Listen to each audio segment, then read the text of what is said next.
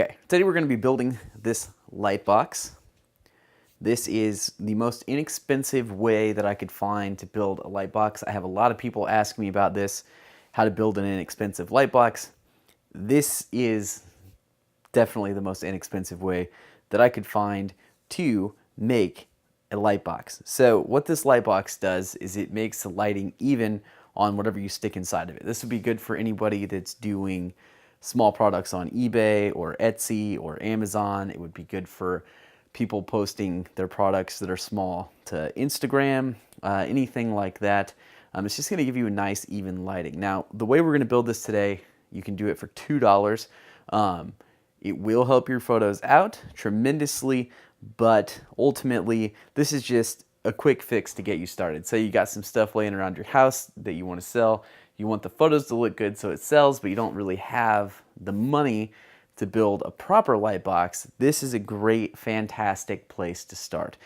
This thing isn't going to be sturdy. If you take care of it, it might last a while, but chances are it's probably not going to last very long. This is just something to get you by in a pinch, or to get you started. You don't want to invest a bunch of money in an eBay business or a bunch of time in an Instagram account and then find out that this isn't what you want to do. So this is a great place to start. Now this thing will work just with an overhead light or any other sort of light, but it would be better suited with some external light bulbs, maybe just a lamp that you have around the house or something like that. I'm going to show you all that stuff at the end. Now, you can buy this for $2 worth of stuff from Walmart, or build this with $2 worth of stuff from Walmart, but you will need a few other things.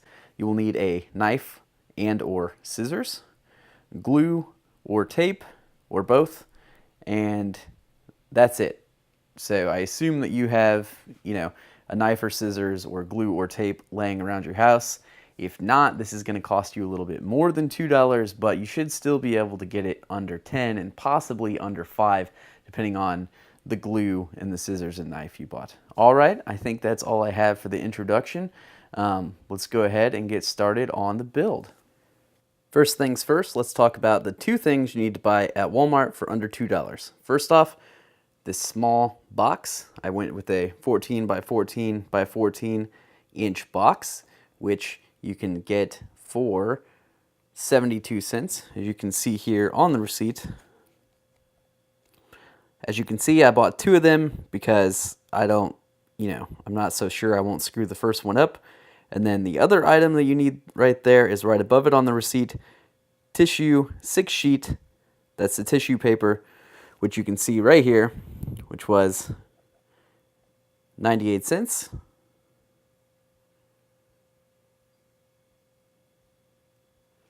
And that's all you need. So once you have those items from Walmart, you'll be all set. So if you just buy one box, it'll be 72 cents, and then 98 cents for the tissue paper, $1.70 before tax. So pretty cheap, and it'll work great once we get it done. So let's get started. Okay, the first thing we want to do is cut all of these flaps off of one side of our box. So be careful. If you're a kid trying to do this, get your parents' help for anything that requires cutting. You don't want to hurt yourself. So we're just going to go ahead and score down this line and cut this right off.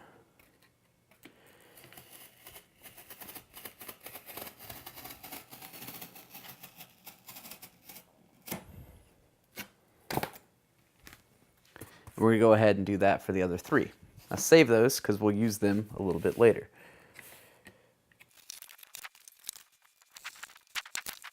Okay, now that we have our sides cut off, crudely, I did a very terrible job. They're very crooked. I don't know if you can see that on there, but that's okay. We're not worried about style points here.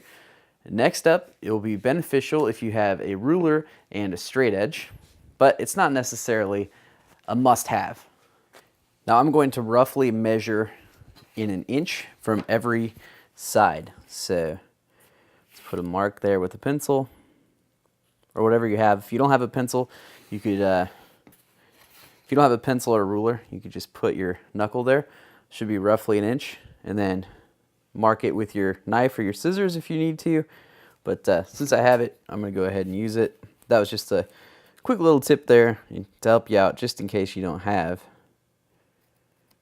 a ruler and a pencil. So we're going to do that on all 4 corners of this box and on 3 sides of the box. So be careful here on this end because the tab is still attached.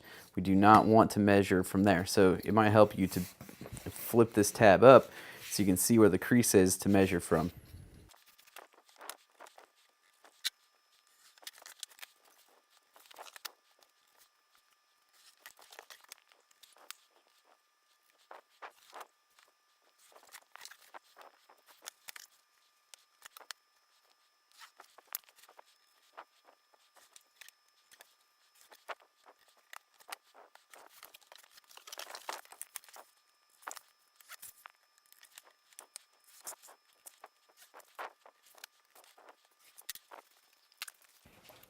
Okay, now that we have this all laid out, we're going to cut it.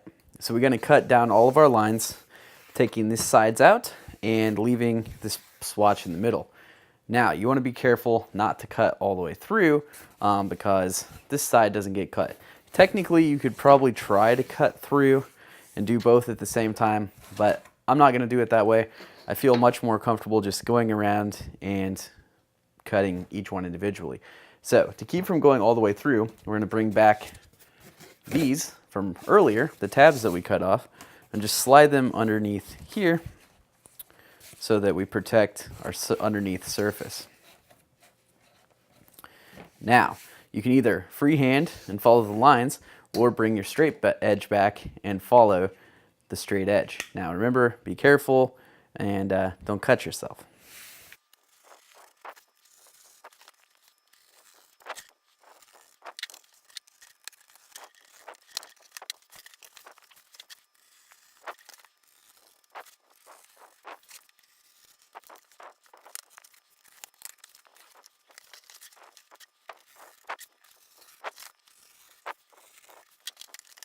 Okay, now that we have our 3 sides cut out, this thing is going to be pretty fragile, but it's time to make it look like a box. So the side that we left uncut will be our bottom, and that's how we'll fold it up.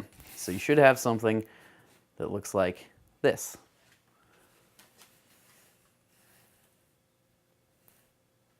Next step, what we're going to do is we're going to close the back up.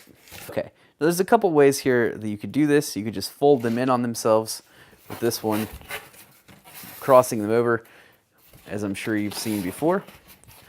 But I'm going to use the method of taping it together. So fold these in, make sure it's a nice fit. Be careful because this thing is getting quite flimsy without any supports in there. I just actually bent the other side. You can't see that on the camera, but it is quite bent. But it's going to be okay. So once you have this folded up and taped up, we'll be ready for the next step. Now we have our box, and it's just about ready to go.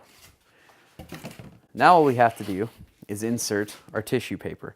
So that's going to be our next step. Here you can see where I bent it, but that's okay. So we're going to attach tissue paper to the inside of all of these sides. Now you want to make sure you do it on the inside. It'll make sense later, I think, but doing it on the inside is very important. The best thing to do here is to use one piece of tissue paper per side and just cut it down to size. So I'll show you how to do that now. Tissue paper also cuts a lot easier with scissors than it does with a knife, but if all you have is a knife, that's okay. It will work. Scissors are just a little bit easier because in the knife it catches and snags and it's just not as good.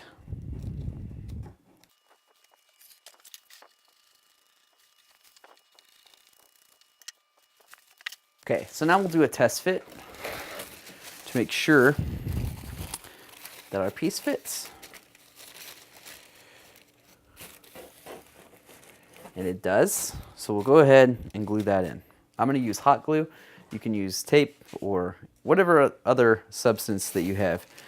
I just think hot glue works quite well for this. And with hot glue, it's best to do one side at a time. If you're using something that sets up a little slower, you don't have to worry so much about that, but hot glue is not sticky for very long. If you're using hot glue, careful not to burn yourself. And there you have it. We have one side installed. Now we're just going to repeat this process for the other two sides. Okay, folks, there you have it. The light box. I don't know if you can tell from the video, but the light inside of here is incredibly even and looks awesome. Now, what I'm going to show you now, one last thing. You're going to want a white, this all to be white as well. So you still have some of your tissue paper left over, or if you have computer paper, whatever, anything will work. Tissue paper might not be ideal, but if it's all you have, it'll get you by in a pinch. We'll cut it so that it's the right length and fits in there.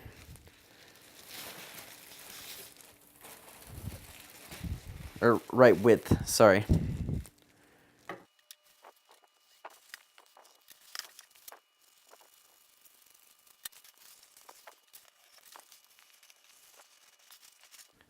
Okay, now we have a nice seamless backdrop with a lot of wrinkles in it.